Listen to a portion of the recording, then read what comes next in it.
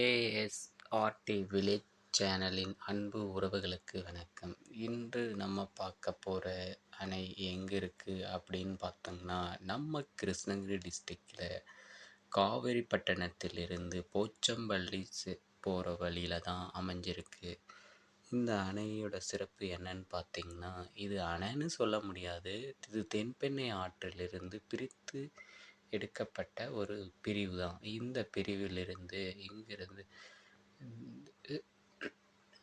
இது சுமார் 1888 பிரிட்டிஷ் ஆட்சியிலேயே இந்த அணையை நிறுவப்பட்டிருக்கு.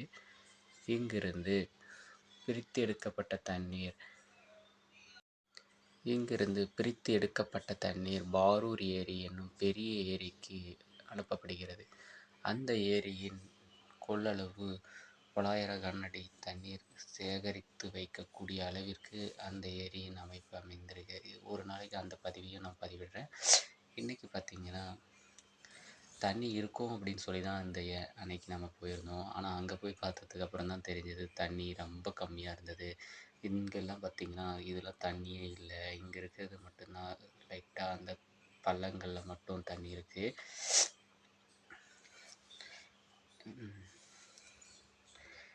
பிரிட்டிஷ் காலத்திலே பார்த்திங்கன்னா நீர் மேலாண்மையை பற்றி எவ்வளோ அழகாக வடிவமைக்கப்பட்டு இங்கிருந்து வீணாக கடலுக்கு போகக்கூடிய ஆற்றிலிருந்து கடலுக்கு வேஸ்ட்டாக போகிற தண்ணீரை சேகரித்து ஏரிகளுக்கு அந்த காலத்திலேயே ஸ்டோர்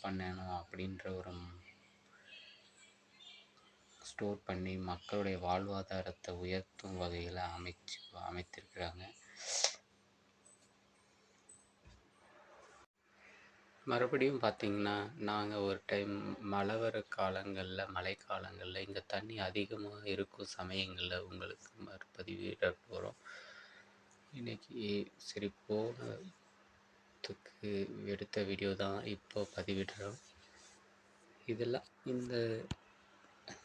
இந்த அமைப்பில் என்னன்னு பார்த்தீங்கன்னா, தண்ணீரை எவ்வளோ இந்த இடத்துக்கு ஸ்டோர் பண்ணால் இந்த இடம் தாங்கும் அப்படின்றதுக்கான அமைப்பு தான்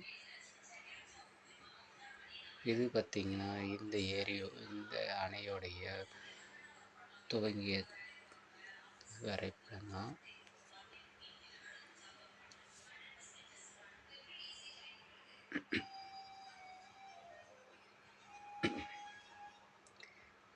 இது தென்பெண்ணை ஆறு.